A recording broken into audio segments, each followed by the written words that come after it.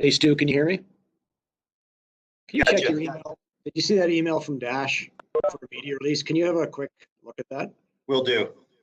We want to get it out probably this afternoon. My email's lighting up. Very good. You haven't responded to her, have you? I did, but I need a second set of eyes, if you don't mind. Yep, will do. Thanks.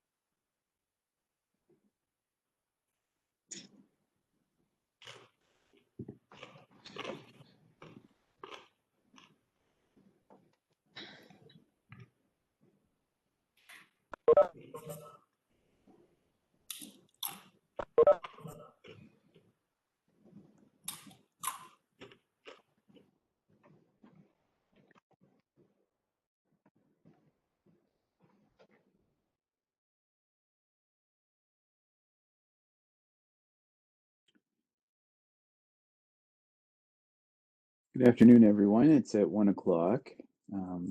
We are just waiting on Councillor Cassidy. Vice Chair Toth won't be able to join this afternoon, and we'll be starting very shortly.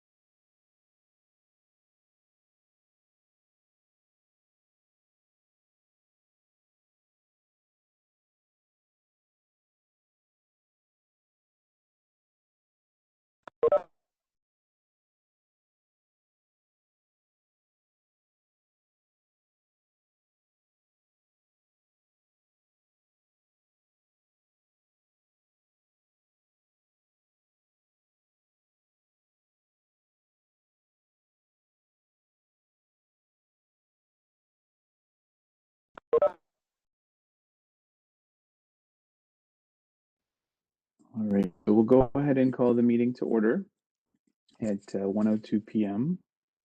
Thank you, everyone, for joining us at the February public meeting of the London Police Services Board. I'd like to ask that anybody joining today on the call keep their microphone on mute unless they're called upon to speak. I'd also like to let individuals know that this meeting will be recorded and posted on YouTube by tomorrow afternoon. Item 2 is any disclosures of interest.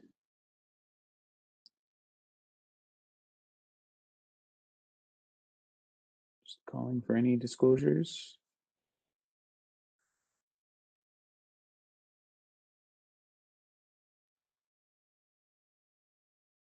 Okay, and noted. At this time, moving on to an introduction. Councillor Helmer, did you want to declare the disclosure there? Any disclosures of pecuniary interest? When we get to the governance committee's report, there is an item in there that's an agreement with Western University. As I'm an employee of Western University, I'll declare pecuniary interest on that. Okay, thank you. Item 3, introduction of any addendum items. I think that we are okay for that this afternoon. Minutes, item 4, minutes of the January 21st LPSB public meeting. Can I get a motion to approve? Moved by Mr. Lang, seconded by Mayor Holder. All in favor? Carried. All right. Item 5. This is a item agenda related to Tuesday's public governance meeting. I'm going to speak to a series of motions absent from the motion that there's a disclosure on. So we're moving number 1, that the board receive the update related to the meeting. Number 2, that the board approve payments of the 2021 membership fees to the Ontario Association of Police Services Boards, Canadian Association of Police Governance, and Zone 6 in the total amount of $11,670.27. That the board approve revised LPSB policy number 61 and LPSB policy number 121, and that the committee received announcements related to funding agreements related to community safety and policing grant, anti-human trafficking agreement, and amendment to transfer agreement on internet child exploitation. Can I get a mover for that? Moved by Councillor Cassidy, seconded by Mayor Holder. All in favor? Carried. The next is a motion in relation to approval of a Western LPSB Community Impact Scholarship Award donor agreement and begin the process of a new 5-year award totaling $12,500 for a BIPOC student. Get a mover on that. Moved by Mayor Holder, seconded by Mr. Lang. All in favor? Abstained? Carried. Thank you. So I'll turn the floor over to Mr. Lang for the Finance and Administration Committee meeting update. Thank you, Chair. Just a report on the Public Finance and Administration Committee meeting held earlier today. The committee approved the statement of expenses and remuneration for City of London appointed board members. The committee also approved a statement of expenses for Chief Williams for the year 2020. As it relates to the board's powers under the PSA section 132, the committee and subsequently board approved the reallocation of funds from the sale of proceeds of assets that were generally directed to general revenue for the LPS to a special to the board account, special purposes account, which allows the board to utilize those funds at their discretion for the betterment of the community and the service as a whole. Based on the board's increased public outreach, there are additional requests for funds, and we anticipate these funds will be used for those purposes. The committee also received the 2020 draft financial performance to budget for the LPS. So that was received, and the committee also received the financial budget to date as of November 30th for the London Police Services Board.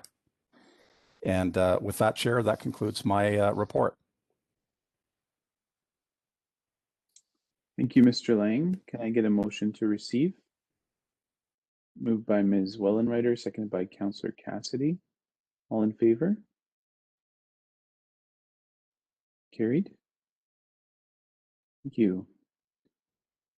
Item number 7, public correspondence. Can I get someone to move that the board receive for informational purposes, the February 2021 package of public correspondence.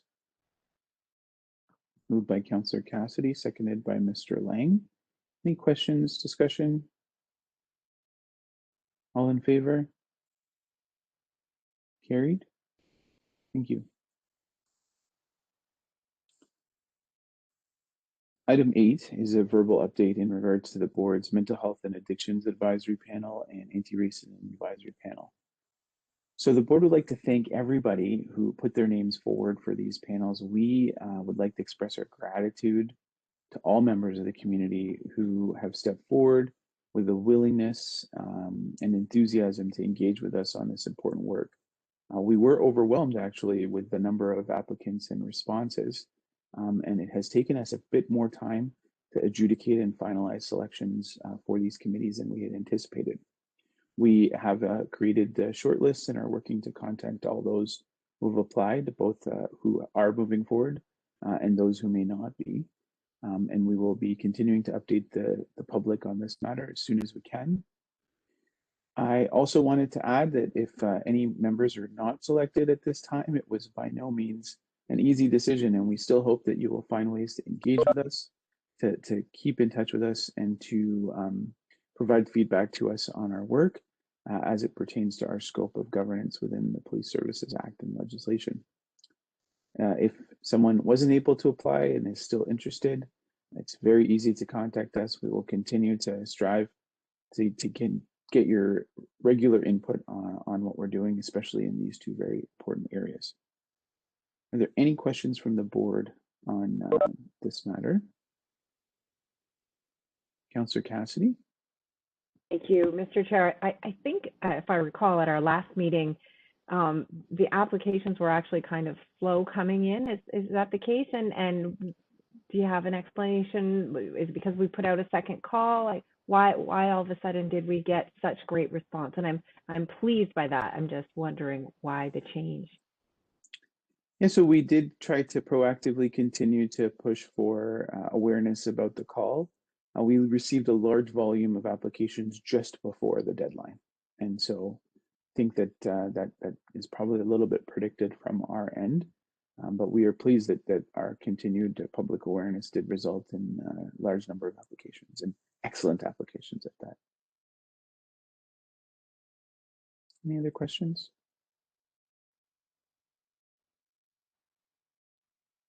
All right. Maybe we'll get a motion to receive my verbal update regarding advisory panels, moved by Ms. Wellenreiter, seconded by Mayor Holder. All in favor? Thank you, carried. Moving along to item 9, this is a mandated yearly report on the collection of identifying information in certain circumstances. I'm going to turn the floor over to Deputy Chief Betts. Thank you, Chair, and through you. Really, there is not much to report in this report. The fact is we had no reported regulated interactions with members of the public last year that would meet the definition of this particular legislation. And so I have 0 to report. Subject to any questions about that, that is my recommendation that the board receives this report for their information.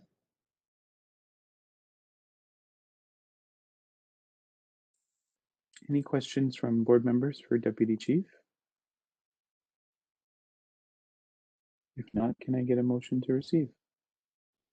Moved by Councillor Helmer, seconded by Ms. Wellenreiter. All in favor? Carried. Moving on to item 10, this is a sexual assault investigation annual report, and Deputy Chief McIntyre. Thank you, Chair, through you to the board. This report, for everyone's just awareness, is submitted in accordance with London Police Service Board policy, but also London Police procedure. It really looks at a snapshot of all of the sexual assaults received and reported to us over the calendar year. So the number reported, the number reviewed by the Victim Advocate Case Review Program, the resulting recommendations they made to us, and of course then the number of times a victim requested that we withhold that the victim requested that we publicly identify an accused in relation to a sexual assault, and that we chose to not do that. This report, similar to the one Deputy Chief Betts just spoke to, is lacking kind of some detail in that the actual group to review all of our sexual assaults were not able to meet. This is incredibly directly specific rather to the pandemic and the inability to, one, share records, to meet in a group, to discuss those things. So in the total, you can see from the report that we had 436 sexual assaults. Of those 436, 209 would have met the threshold for review, but they were unable to actually do those reviews because of the pandemic. So were specific recommendations made? Obviously, the answer to that is no. But one important thing to highlight is we frequently speak to the representative of that chair, both our LPS liaison and the chair of that review committee. And so that constant communication, I think, is critical as we constantly strive to improve our approach to these investigations, and of course the trauma-informed lens, which is applied. So at any of those cases, did a victim want us to put the accused name out in the media and we made a denial for that request? 0 times. So the answer to that is no. There were no requests to do such. So my recommendation is that the board receive this report and pending any questions you may have.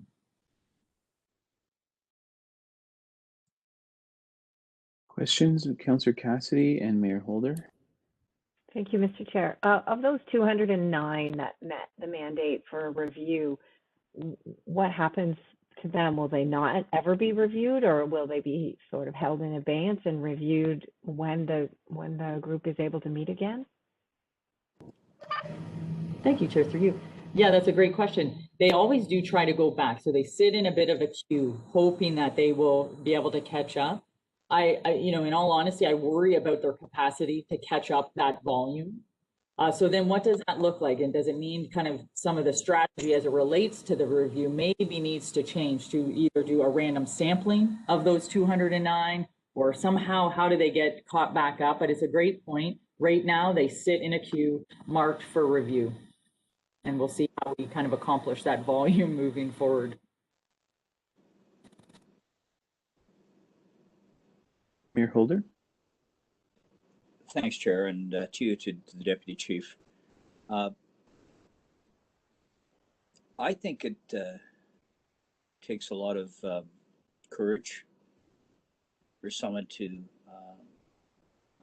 declare that they've been sexually assaulted.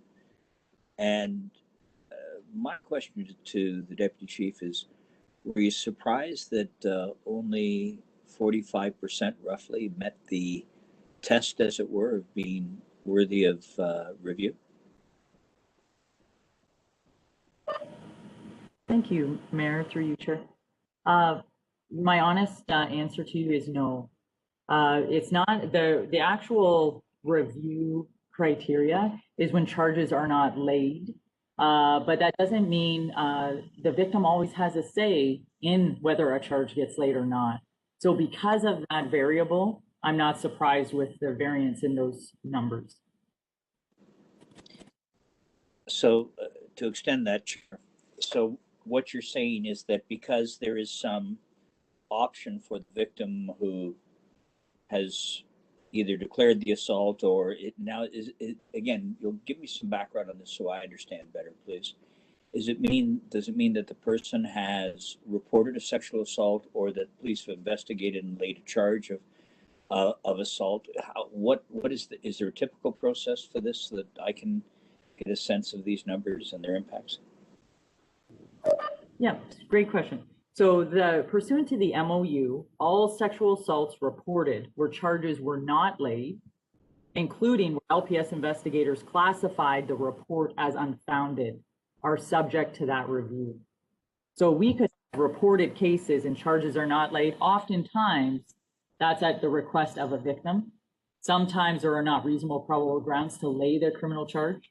Or then some of those cases are just merely that they were marked unfounded. And so those will trigger a review right away.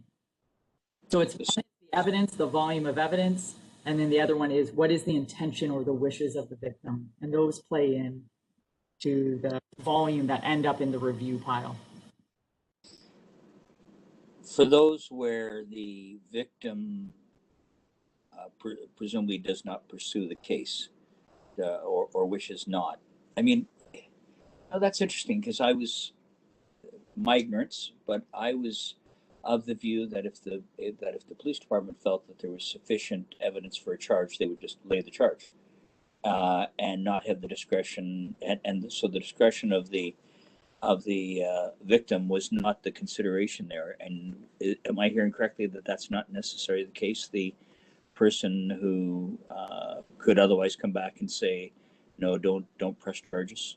And where I'm getting with this is, is there the potential based on fear that someone doesn't lay a charge for because of the potential for retribution or being worse for them and family and so on? Can you shed any light on that, please?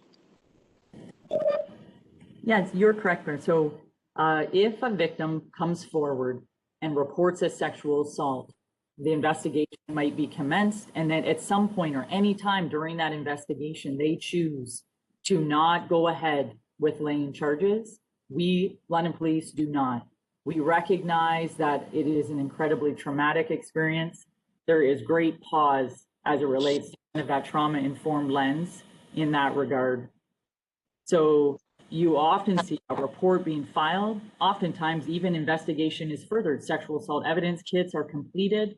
That biological evidence is retained. Yet we don't move forward a criminal code charge at the request of the victim, even if grounds are present. It is truly about empowering the victim in those cases.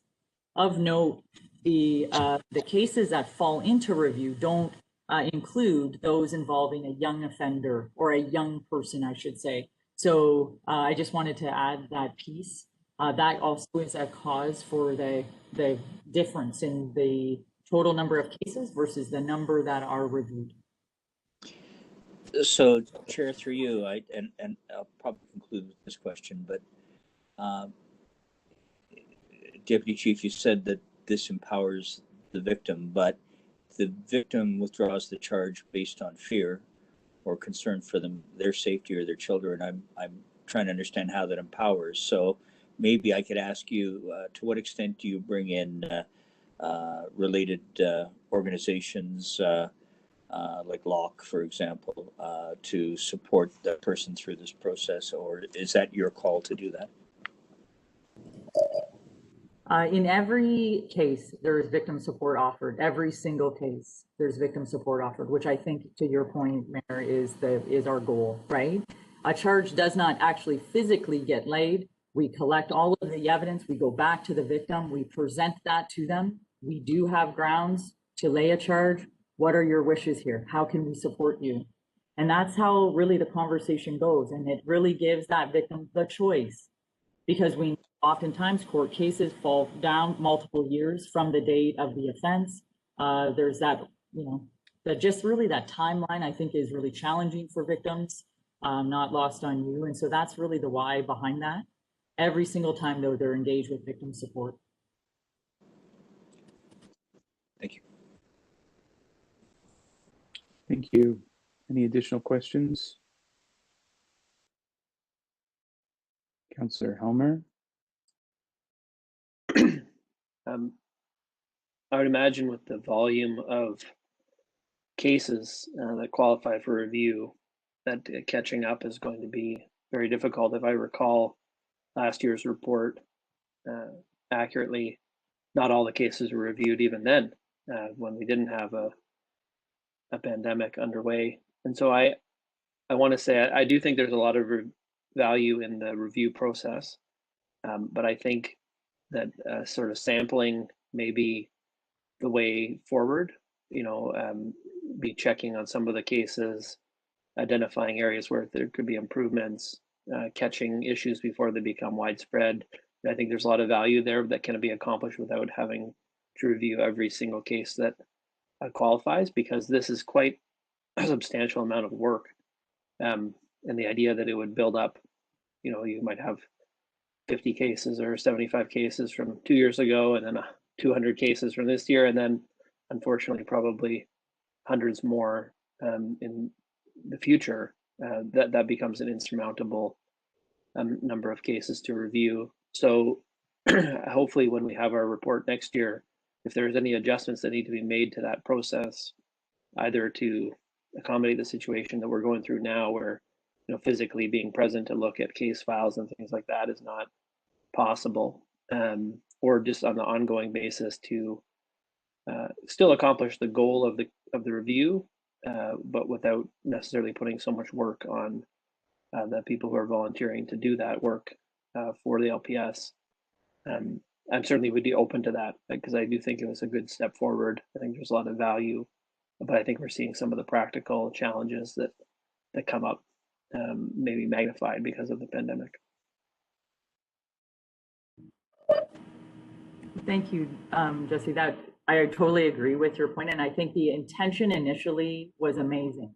I think everyone had really kind of wide scoping ideas on what they could accomplish. When they actually started to review them and just the complexity and the volume of the cases, they realized quickly on, yikes, this might be a problem just by sheer volume and the time commitment associated. So I do think it's kind of time to go, to your point, back to the drawing board and do more of a fossilized, you know, sampling of those cases. I do truly appreciate the work though of the review committee, because we are able to reach out to them. They are this pool of experts in the field, and we speak with them on such a frequent level. And so I don't want that to be lost. They are able to guide us, yet they did not make a formal recommendation to us. They're always in the wings, and they are always a sounding board for us, and they provide tremendous support despite falling away from the specifics of this MOU. But to your point, I hope to clarify that moving forward. So thank you for that.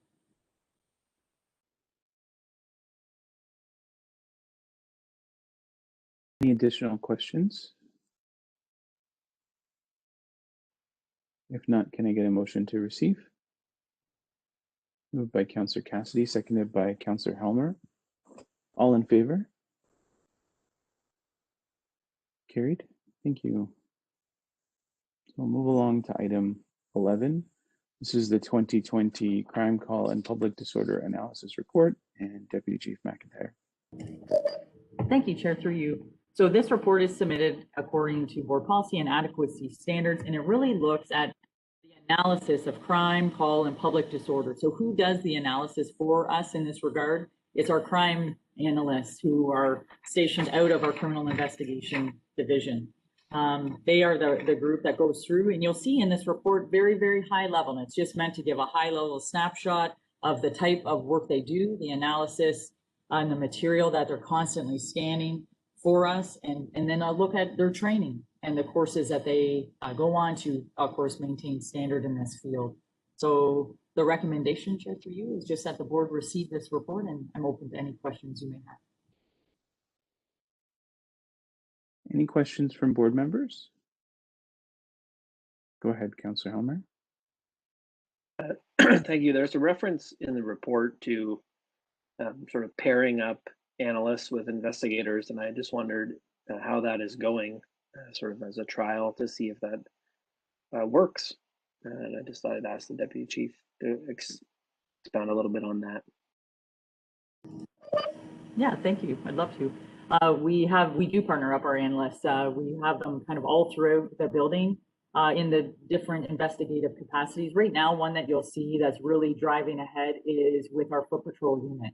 Daily, those officers meet with the analysts to say, okay, what's going on in the city? What is happening? Where are the patterns of crime? How can we best deploy our people to then hopefully prevent that crime from continuing to occur? We see them directly embedded in our GIS section, so general investigations, again, scanning and looking for either patterns in crime to hopefully get ahead of those sooner than later. They are an amazing resource for us for all persons crime, so be it major crime or sexual assault, and a tremendous, tremendous level of experience they have in being able to look for and anticipate kind of serial predation or make those links. So they not so much just data driven, but even on a higher level psychology basis, we have amazing people with amazing training in that regard.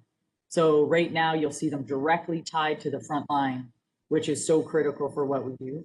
We have meetings weekly, which look at CID and crime patterns happening in our investigative side, and also one that's happening in patrol. And then those two teams talk. So it's really integrated right now. And to your question, it seems to be working great.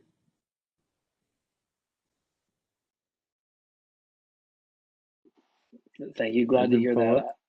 that. Yeah, I just wanted to ask about some of the new things that have been done. I know that there was an additional person who's hired into this area, and just in terms of some of these things that I think it would be helpful for the board to understand in greater detail. So the prolific offender report, for example, just give us a sense of what that is and why that's helpful, because I know that's something that this person took on when they came in. Yeah, thank you. So prolific offender looked at, there's a lot of research that went into who are the people committing various crimes. And is there a way to track and to isolate that group of people? Can we then get upstream from that group of people in a prevention model? So can we direct our attention to those folks to prevent and kind of catch them before something were to occur? So that's specific into prolific offender. We have an analyst right now embedded in our uniform division who specifically directs daily new initiatives or problems, identifies those things soon to then strategically deploy our members, which is fascinating. So you can see it happening in many corners of our building. And I think the more the merrier that we switch into that level of thinking and deployment of our members. So it's really fantastic. Thank you. Any additional questions for Deputy Chief? With none noted, can I get a motion to receive? Moved by Mr. Lang, seconded by Ms. Wellenreiter. All in favor? Carried. Item 12, this is our annual statistical summary report on the Freedom of Information Unit. Deputy Chief Betts. Thank you, Chair, and through you. As you pointed out, this is an annual report. We bring it to you every year to update you on the number of Freedom of Information requests that we receive, but also as well included is the number of motor vehicle collision requests and insurance requests. Not surprisingly, 2020 saw approximately a 39.5% decline in requests from 2019. And really, by the chart that you'll see attached to the board report, that really dived and took a significant turn shortly after the pandemic was declared in March. So not a big surprise in that regard. Having said that, a total of $26,158 in revenue was generated as a result of these requests. This is by no means intended to be a revenue generator for the organization. It isn't even a cost recovery generator for the organization. Freedom of Information requests are set at $5, and they are set by and through the legislation related to FOI requests. There are times when we will increase that cost, and that's dependent upon the amount of work and the scope of the request. That information is communicated to the individuals, and it doesn't happen very frequently. However, from time to time it does, and when it does, it can result in an appeal. As you will see in the attached charts, we had 5 appeals in 2020 with regard to the information that we were either not able to divulge, or the costs associated to those record searches. So we are significantly down in terms of work in that area. However, that does not mean that this isn't going to come back and redouble in 2021 as renewed interest for these documents, and hopefully the easing of pandemic restrictions will allow people to return to some semblance of normal. Subject to any questions, that is the report as it appears in front of you. Thank you. Mayor Holder. Thank you to the Deputy Chief. Thanks for the report. Appreciate that. When was the last time that the fees associated with the FOI reports was updated by legislation? Great question, Mr. Mayor. Chair, through you, I couldn't possibly tell you. It's set at $5 for a request right now. I can't imagine that it was much lower than that, but I don't have that information immediately available. And do we then know if there's been any move? Because there's real cost associated with this. When even in my office, and any public official can have an FOI, a Freedom of Information Act request, and we always comply, of course, but there's considerable expense, and so the individual that requests the identity is typically not known. That's not critical. What is, but what is critical is that by virtue of the almost non-existent fee, there can be a huge amount of requests for this type of information, with all of the work in this case going on the police, and so I, separate from the board, I likely will make an inquiry on this to the provincial government, just to determine when it was last associated, and not necessarily with the idea of having this, not with the goal of having this priced out of consideration, but what I think one could be concerned about is because of the nominal fee to register, that there could be a lot of, for the police particularly, a lot of nuisance related type of inquiries that may or may not come to any to legitimate fruition. And again, you always try to balance that right of the public to know and frivolous interests. So I'm going to make some inquiries, and I will, just in my capacity, and be happy to report it back through. Thank you, Deputy Chief. Thank you. Ms. Wellenreiter?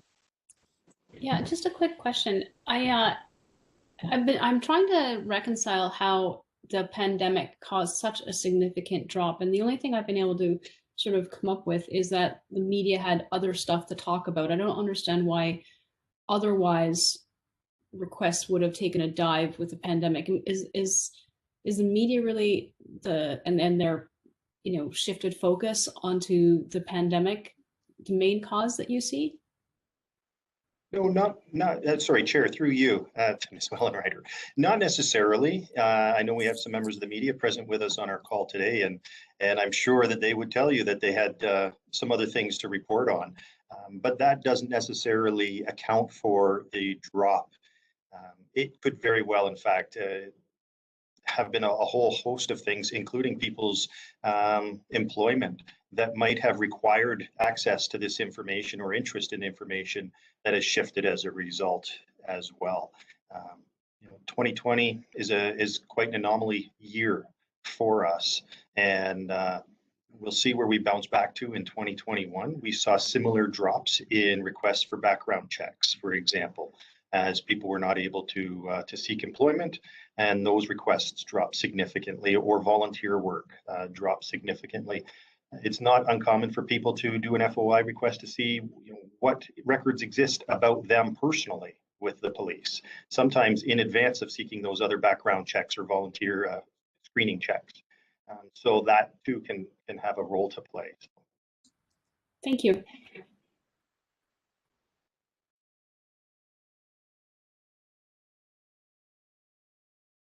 Any additional comments or questions?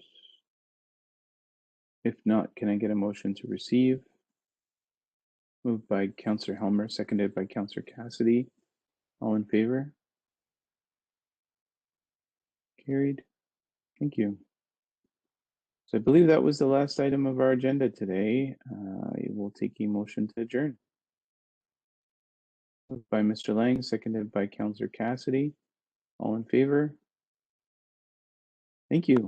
Thanks, everyone. We will see you March 25th for our next meeting. Take care.